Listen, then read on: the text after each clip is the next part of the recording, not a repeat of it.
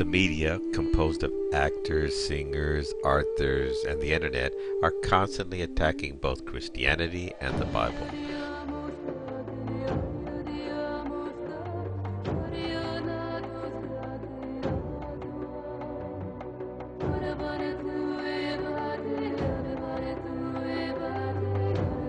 One of the favorite ways are through biblical contradictions or biblical difficulties.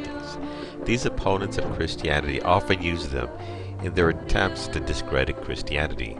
Sometimes these attacks undermine the faith of Christians who either don't understand the issues or don't have the resources to deal with them.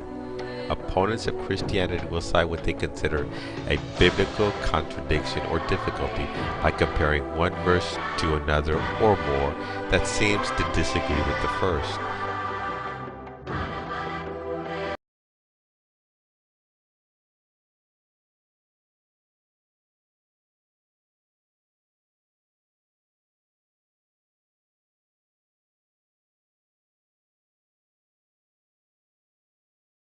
The texts for the unending fairly imply the endless duration of future punishment, we have no doubt.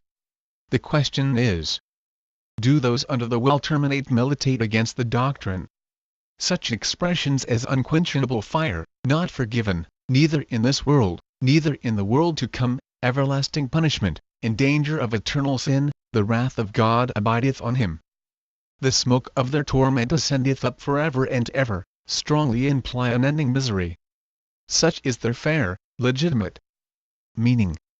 It may be added, as the subjoined note evinces, that, if these expressions do not legitimately convey this idea, then it would seem impossible to prove from the Scriptures the eternity of anything, also, to express in their Greek language the notion itself of endless duration.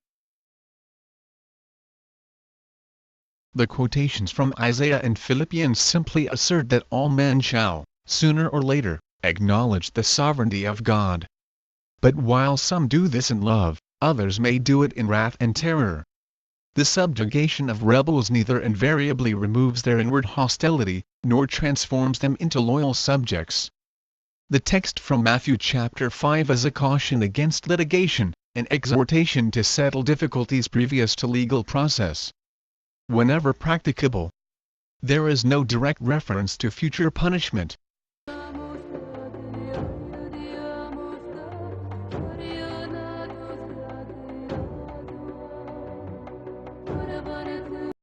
Taking these several cases into consideration, it is beyond question that in each the fundamental idea is preserved under all the various forms.